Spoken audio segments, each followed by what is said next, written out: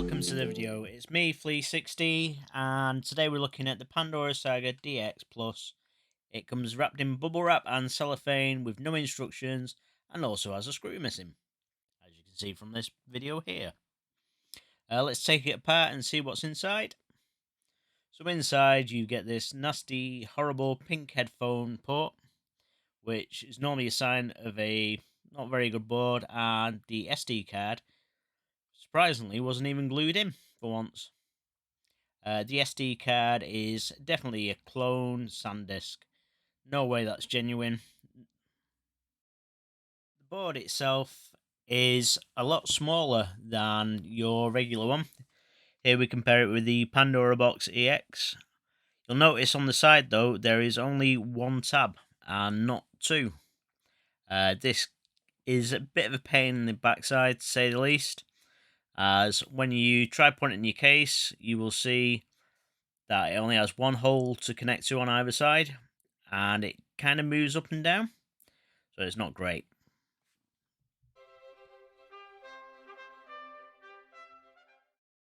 And it comes as little surprise that the music for the settings is exactly the same as most of the other boards. I really wish they'd change it. I hate it.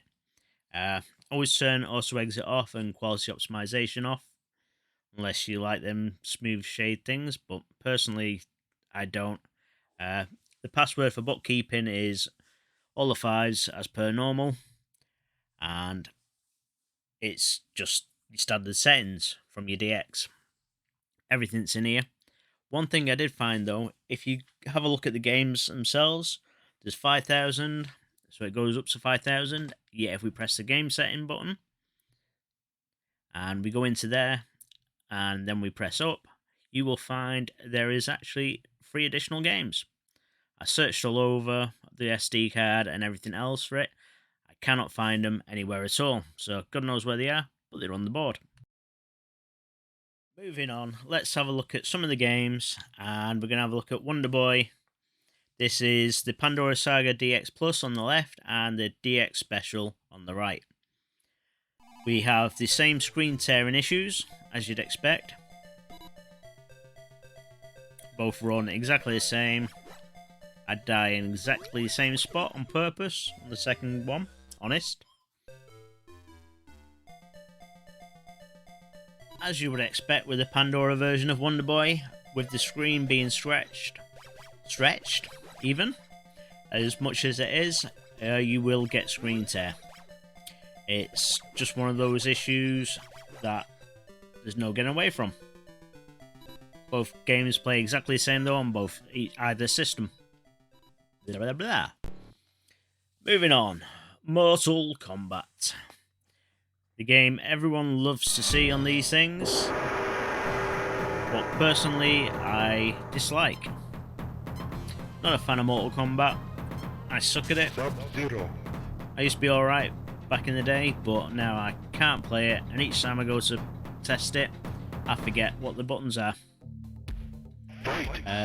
Funny thing is with this, the sound is out because when I was recording the video, it decided to do whatever it wanted, and there's a delay on the sound. In the game itself though, it plays perfect. Sub-Zero win. Moving on, we've got Blood Brothers. Great game. I love this and Cabal and all these style games. This one played perfect, and here's the bit which normally annoys people. No issues there, so I can see. And moving on, we've got Wicked Gamer and Collector's favourite game. It's Pirates.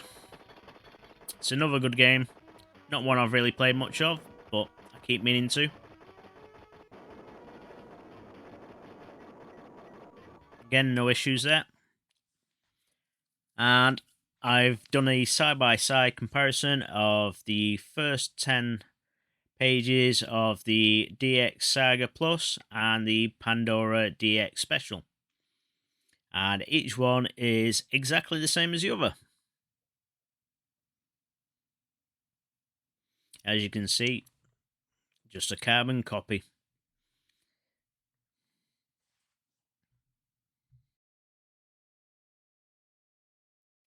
It does seem strange that they've decided to copy the DX Saga Special. DX Saga Special? DX Special, even. Especially with the EX board just dropping. If we look a bit further into this, the 4241 is nameless on them both. Just a quick advertisement to let you know that Pandory magazine, free as normal, will be available soon for the Halloween issue. Stay tuned. I decided to put the Saga into my DX Special just to see what had happened, and this is the result. Yep, it all worked fine.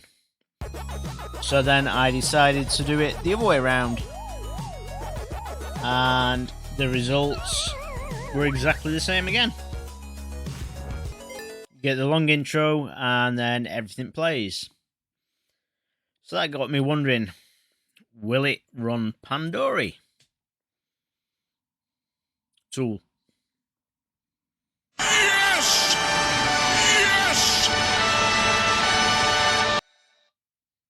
So with that being said, I decided to try it out. So here's Rainbow Islands.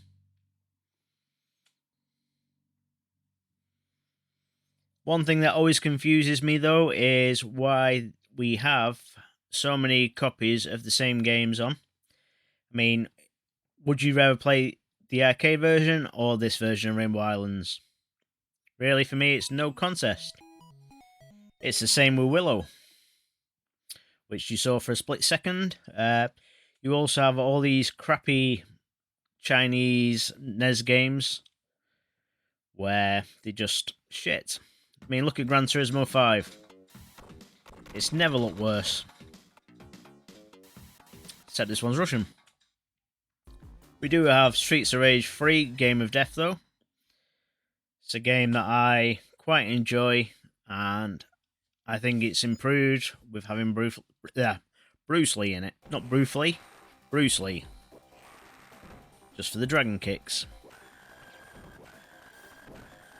Dragon kicks for everyone. Sengoku 3 also works.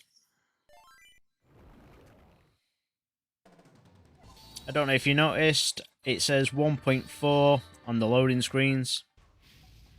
That is exactly the same as the Pandora DX Special. But you gotta love Pandory tool. Look at that, black lines, everything's perfect. Correct aspect ratio, and Metal Slug 2 works perfect. Metal Slug 4 Plus Edition also works. And here's the hacks, where you can turn into different characters.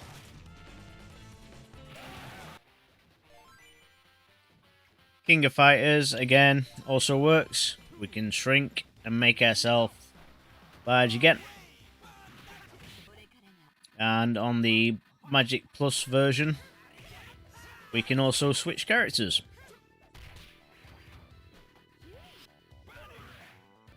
You change characters by pressing C and D buttons at the same time. And it starts and A, I think, for shrinking and growing. So, what do other people say about the board from what they've seen? 2 comments there. So, moving on.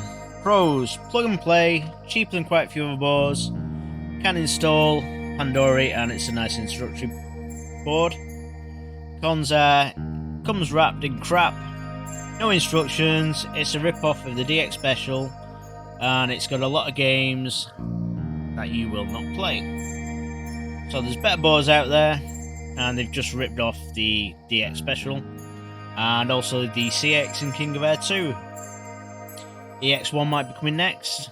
It's better than the Austar L-01, and the Austar L-01's still a bag of shit. Thanks for watching, hope you enjoyed the video.